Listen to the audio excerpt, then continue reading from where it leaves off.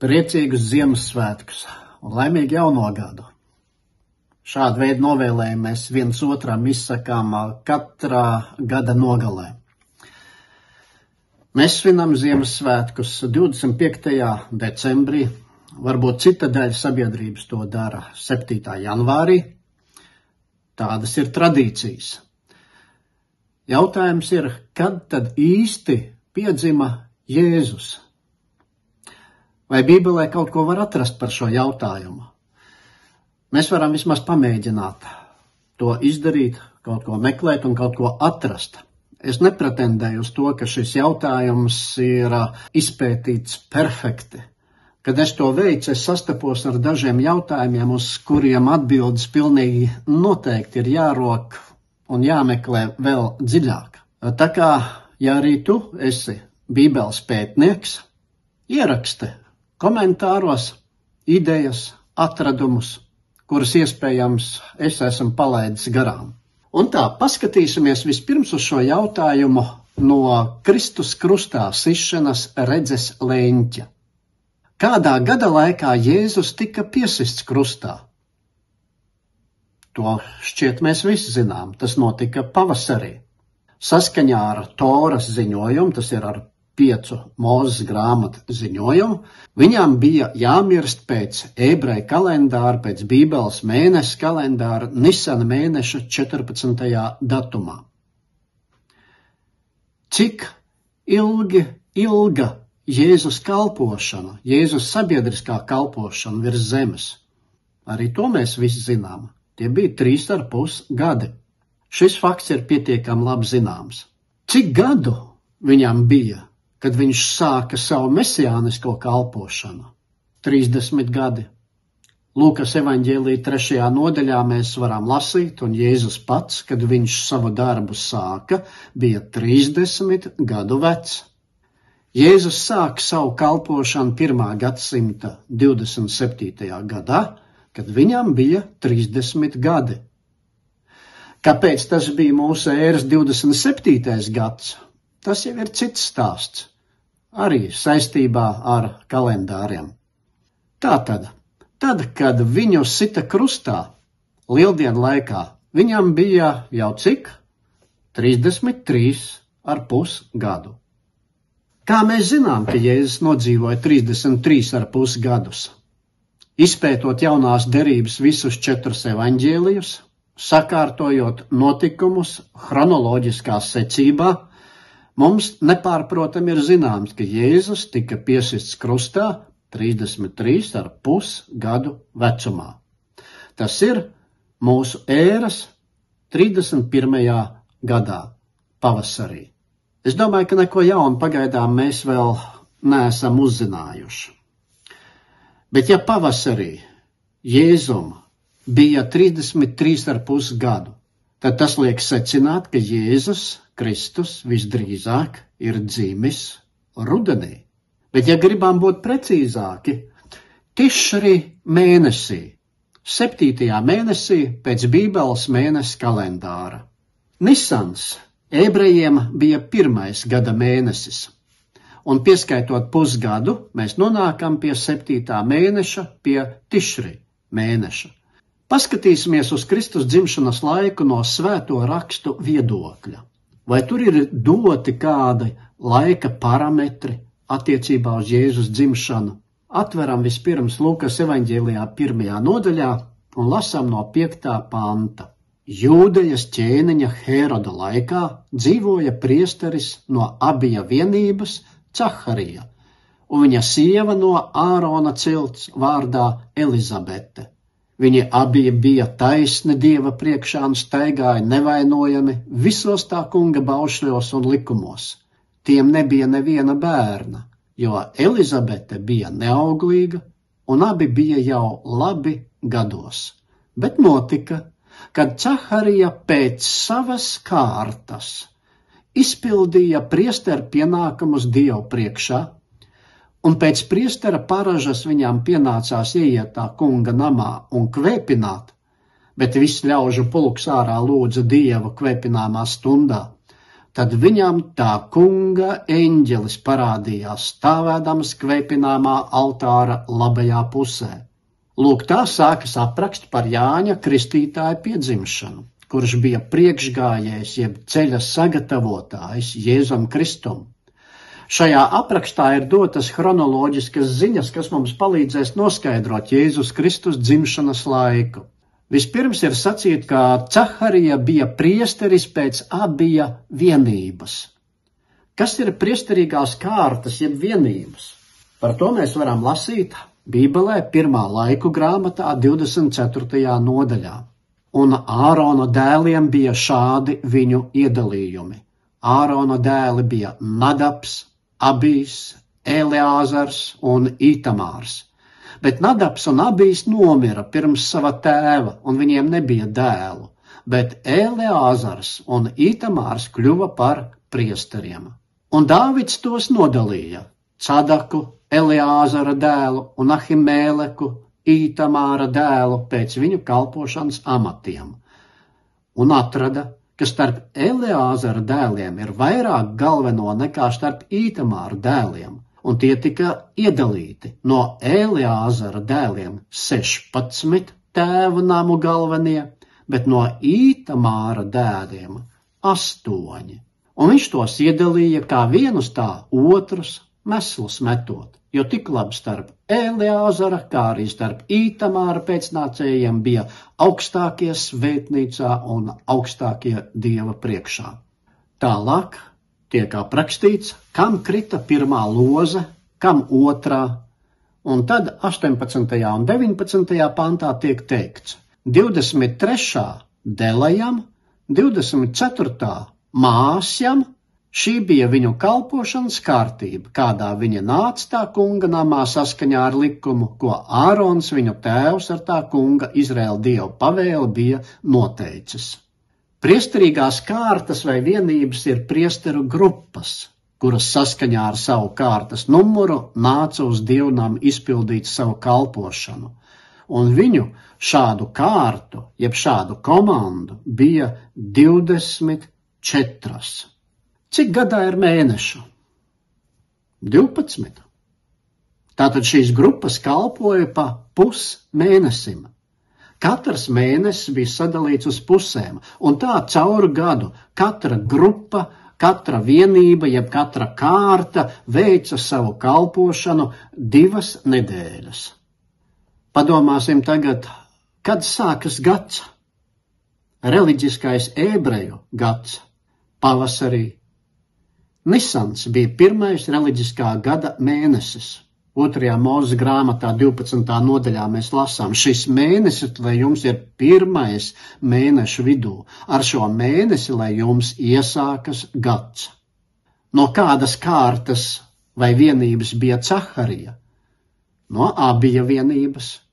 Paskatīsimies, kura kārta bija Abijam. Tur 1. laika 24. nodaļā ir sacīts 7. Hakocam, 8. Abijam. Abijs bija 8. Tātad šai priesteru vienībai bija jāveic kalpošana kurā mēnesī?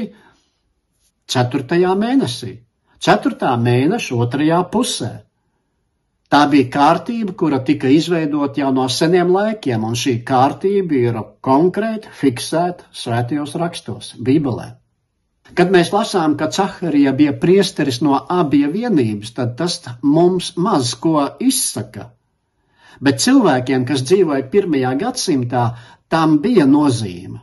Viņi zināja, ka Abija vienības kalpošanas kārta norāda uz konkrētu laiku. Evaņģēlists Lūka, kā vēsturnieks, visu pamatīgi izpētīja un uzrakstīja Lūkas evaņģēlija 1. nodaļā 1. 4 pantos. Lūka saka, ka eņģeļa parādīšanās Caharijam notika Bībeles kalendārā 4. mēneša, jeb Tammūza mēneša 2. pusē. Tālāk mēs uzzinām sekojošo. Eņģelis saka viņam, ka viņa sieva Elizabete, neskatoties uz vecumu, kļūs grūta, un viņiem dzims dēls. Sakiet lūdzu, kad šis dēls tiks ieņemts? Pēc tam, kad Caharija atgriezās mājās pie sievas. Tas nozīmē, ka viņš pabeidza savu kalpošanu templī 4. mēneša beigās, tad viņš devās mājās un, uzticoties, sāk īstenot Dieva pavēli. Viņam taču bija teikts, tev un tavai sievai būs dēls, neskatoties uz viņu gadiem. Tas kļūs par ceļa sagatavotāju Mesijam, Jēzum Kristum, pasaules glābējam. Un lūk, saskaņā ar to mēs lasām Lukas evaņģēlijā 1. nodaļā tālāk. Un kad viņa kalpošanas laiks izbeidzās, viņš aizgāja uz mājām. Un pēc šīm dienām Elizabete, viņa sieva, tapa grūta un nerādījās ļaudīs 5 mēnešus, sacīdama, to tas kungs man darījis. Viņš šīs dienas izraudzījis, lai atņemtu manu negodu ļaužu priekšā. Tātad Jānis Kristītājs tika ieņemts kādā mēnesī? Jau 5. mēnesī. Aba mēnesī pēc Bībeles kalendāra. 4. mēnesis beidzās Caharijas kalpošanas laiks, un viņš atgriezās mājās, un Elizabete ieņem dēlu. Un tas viss jau notiek 5. aba mēnesī. Tālāk Lukas evaņģēlija 1. nodaļā 26. pantā mēs lasām. Bet 6. mēnesī eņģeli Gabrielu Dievs sūtīja uz Galilejas pilsētu Nacareti pie jaunavas, kas bija sadarināta vīram, kam vārds Jāzeps, no Dāvida cilts, un jaunavas vārds bija Marija. Ir teikts, ka Elizabete jau bija grūtniece 6. mēnesī, un tajā brīdī eņģelis runā. Zini, Elizabete, tava radiniece savā vecumā arī ir grūta ar dēlu un iet tagad 6. mēnesī. Tā, ko dēvē neauglīgu. Tādā veidā, ja mēs pie 5. mēneša, pie aba mēneša, kad Caharija atgriezās mājās pie Elizabetes, pieskaitām 6 mēnešus, tas mūs aizved pie kāda mēneša? 10. vai 11. Pie 10. Jo nav teikts, ka viņai ir 6 mēneši. Ir teikts, ka viņa jau ir 6. mēnesī. Viņai ir iet 6. mēnesis. Tas ir 10. mēnesis pēc Bībeles kalendāra, Tebeta mēnesis. Tālāk Lukas evaņģēlija 1. nodaļā 56. pants. Marija palika pie tās, tas ir pie Elizabetes, kādus 3 mēnešus. Pēc tam viņa atgriezās atpakaļ savās mājās. Kad Elizabetei laiks pienāca dzemdēt, viņa dzemdēja dēlu. Kad dzimst Jānis Kristītājs? Pie 10. mēneša pievienojam vēl 3 un nonākam pie kāda mēneša? Pie 1. mēneša. Jānis Kristītājs dzimst Nisāna mēnesī pavasarī. Un tas atbilst Gregoriāniskā kalendāra martam, aprīlim. Viss tālākais jau ir diezgan vienkārši, jo starpība starp Jāņa Kristītāja dzimšanu un Jēzu Kristu ir 6 mēneši. Ņemot vērā chronoloģiskos datus, Jēzus dzimst Tišri mēnesī, Bībeles kalendāra 7. mēnesī. Tišri mēnesis atbilst mūsu Gregoriāniskā kalendāra septembrim, oktobrim. Jēzus Kristus piedzimst rudenī. Vai mums ir iespējams uzzināt mazliet precīzāk, kuros datumos Jēzus dzima Tišri mēnesī? Tišri mēnesis bija piepildīts ar dažāda veida notikumiem. Tišri 1. diena bija bazūņu svētki, svētku sākums. 10 dienas pūta taures, lai atgādinātu par 10. dienas tuvošanos. Tuvojās tie saucamie Jom Kipur svētki. Tā bija tiesas diena, jeb šķīstīšanas, jeb izlīguma, jeb salīdzināšanas diena. Ir dažādi nosaukumi šai dienai. Par to mēs varam vairāk lasīt 3. Mūzes grāmatā 16. nodaļā. Bet Tišri mēneša 15. dienā sākās paši priecīgākie svētki. Vieni no 7, kādus bija paredzējusi Tora. Kā sauc šos svētkus? Tie bija būdiņu svētki, jeb citā tulkojumā lieveņu svētki. Saskaņā ar Toru visi pulcējās un 7 dienas bija jādzīvo zaru būdiņās. Bija jāpriecājas un jāatceras visas Dieva svētības, kādas viņš bija pār tiem izlējis, sākot jau ar atbrīvošanu no Ēģiptes verdzības. Lūk, ko mēs šajā kontekstā atrodām Jāņa evaņģēlijā 1. nodaļā 14. pantā. Un vārds tappa miesa un mājoja mūsu vidū, un mēs skatījām viņa godību, tādu godību kā tēva vienpiedzimušā dēla, pilnu žēlastības un patiesības. Dieva dēls atnāca uz šo zemi un iemiesojās. Tappa miesa. Dieva dēls kļuva par cilvēka dēlu. Lai aprakstītu šo Dieva tapšanu par cilvēku, ir lietots interesants vārds. Ir teikts, tappa miesa un mājoja mūsu vidū. Lūk, šis vārdiņš mājoja. Sengrieķu valodā, kurā ir uzrakstīta jaunā derība, skan tā, skeno. Tas nozīmē uzcelt telti, būvēt zaru būdu, uzcelt nometni. Tieši šis pats vārds ir lietots arī vecajā derībā, 3. Mūzes grāmatā 23. nodaļā, kur Dievs pavēla izraēliešiem dzīvot zaru būdās. Kad Dievs pavēla svinēt šos svētkus, viņš pavēla būvēt zaru būdiņas un tur nedēļu dzīvot. Šis pats vārds tiek lietots vecās derības grieķu tulkojumā Septuagintā. Jaunās derības sarakstītājs savu terminoloģiju saskaņoja ar Septuagintas grieķisko tekstu. Lasām 3. Mūzes grāmatā 23. nodaļā. Un 1.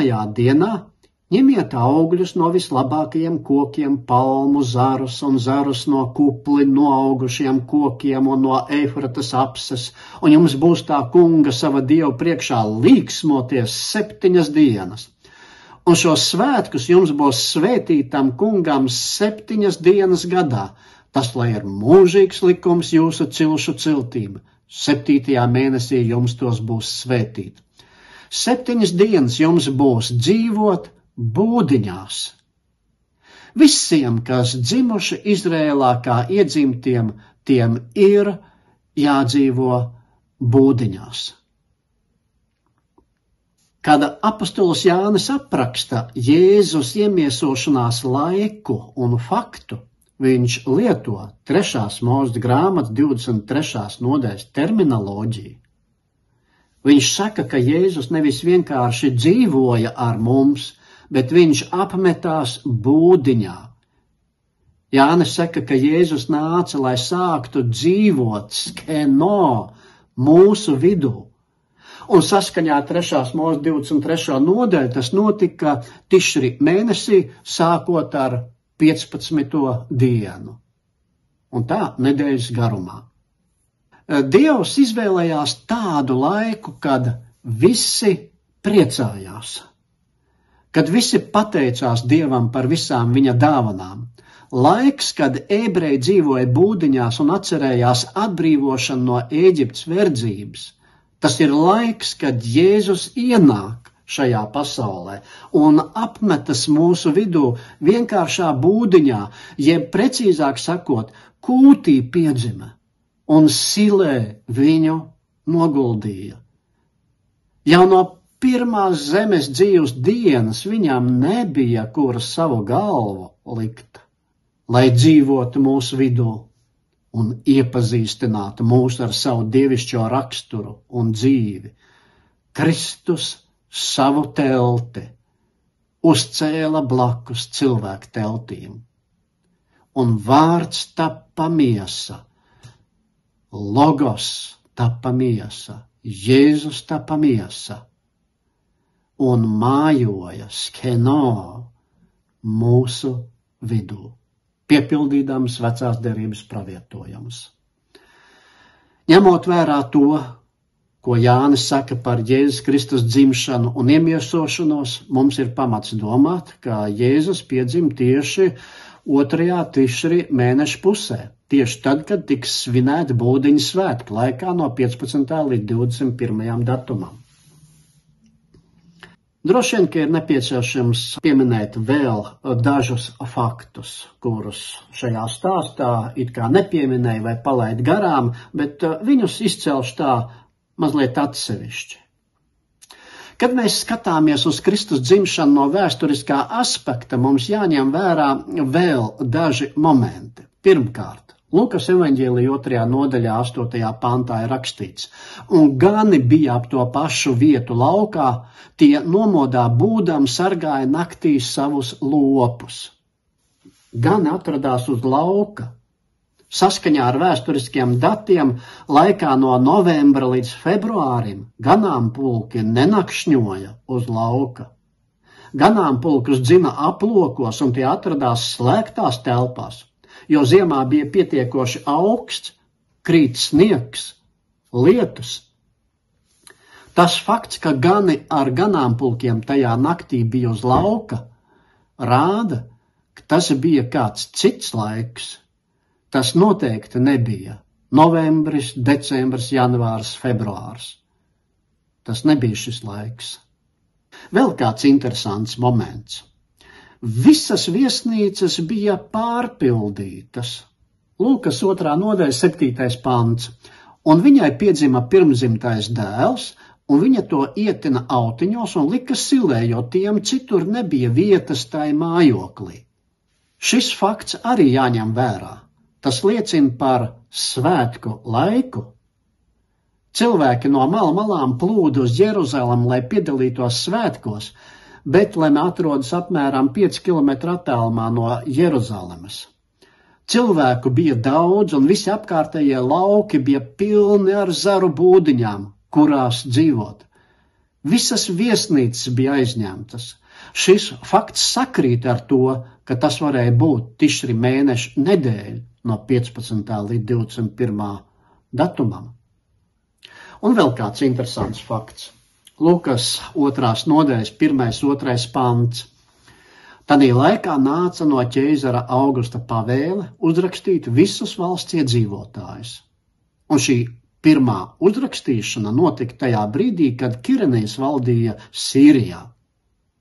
Te ir kaut kas tāds, nepatīkams. No visiem cilvēkiem bija jāsavāc nodokļi. Un līdz ar to mēs varam atklāt šeit apskatāmā jautājumā vēl vienu šķautni. Sakiet, kad savāc nodokļus?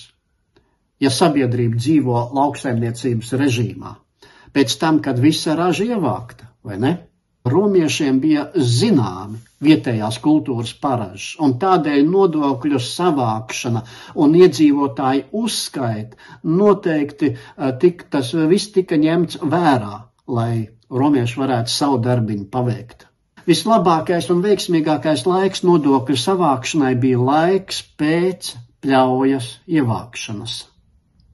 Rudenī cilvēkiem ir nauda, lai samaksātu nodokli, un ja ļaudīm vietējā apvidū bija lielāka pulcēšanās, tad romieši steidzās to izmantot, lai ievāktu nodokļus. Romieši rēķinājās ar vietējās kultūrvides tradīcijām. Kristus dzimšanas laiks nav 25. decembris. Tas nav arī 7. janvārs. Kristus ir dzimis pēc Bībeles mēnesi kalendāra 7. mēnesī, Tišri mēnesī. Un visdrīzāk tas varēja notikt laikā no 15. līdz 21. datumam. Tas ir laiks, kad ebreji svinēja savus ikgadējos reliģiskos būdiņu svētkus. Piemēram, ja mēs to salīdzinām ar mūsdienu kalendāru, tad 2023. gadā Tišri mēneša 15. līdz 21. datums atbilst laikam no 30. septembra līdz 6. oktobrim. 2024. gadā Tišri mēneša 15. līdz 21. datums atbilst mūsu no 17. līdz 23. oktobrim.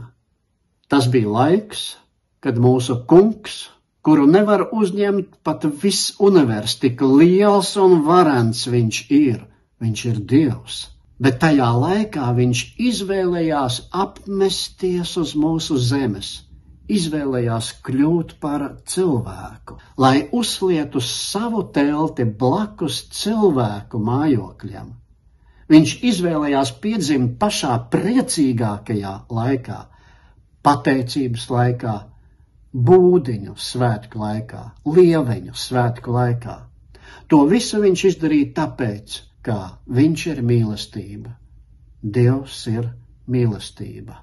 Tas, kurš vēl pirms cilvēku radīšanas izvēlējās kļūt par Dieva jēru, kurš izvēlējās atdot sevi cilvēks atpestīšanai no grēka, tas atnāca uz šo pasauli katra viena cilvēka dēļ. Ja jūs vēl neesat viņam pateikušies par atpestīšanu, kuru viņš sagādāja mums ar savu nāvu un augšām celšanās, tad neatlieciet šo pateicību. Viņš apmetās būdiņā mūsu dēļ. Viņš apmetās uz mūsu zemes, lai mūs izglābtu no mūžīgas pazušanas, Dieva likumu pārkāpšanas grēka dēļ. Tas viss notika saskaņā ar Lūkas 2. nodaļas ziņojumu no 8. panta, un gani bija ap to pašu vietu laukā. Tie nomodā būdām sargāja naktī savus lopus, un tā kunga eņģelis pie tiem piestājās, un tā kunga spožums tos apspīdēja, un tie bijās ļoti. Bet eņģelis uz tiem sacīja: nebīstieties, jo redzi, es jums pasludinu lielu prieku, kas visiem ļaudīm notiks. Jo jums šodien pestītājs dzimis Dāvida pilsētā, kas ir Kristus, tas kungs. Un to ņemieties par zīmi. Jūs atradīsiet bērnu autos ietīt un silē gulošu. Un piepeši, tur pie eņģeļa bija debespulku draudze. Tie slavēja Dievu un sacīja: gods Dievam augstībā un miers virs zemes un cilvēkiem labs prāts. Prieks bija saskaņā un kontekstā ar tā laika Dievu tautu uz zemes, jo tiem bija priecīgie būdiņu svētki. Cilvēku prieks savienojās ar debesu būtņu prieku. Eņģeļi priecājās, jo Dieva dēls bija atnācis, lai sagādātu pestīšanu visiem cilvēkiem. Šodien aicinu vēlreiz pārdomāt šī notikuma nozīmi. Vai esat atsaukušies šim debesu priekam? Vai priecājaties par saņemto pestīšanu? Vai esat šo pestīšanu saņēmuši? To var piedzīvot ne tikai Ziemassvētkos. Būdiņu jeb lieveņa svētki var tavā dzīvē ienākt jebkurā brīdī. Svētki ir tad, kad Dievs ir ar mums, kad Dievs skeno, kad viņš ienāk tavā dzīvē. Viņš, Imanuēls, Ješua, Jēzus.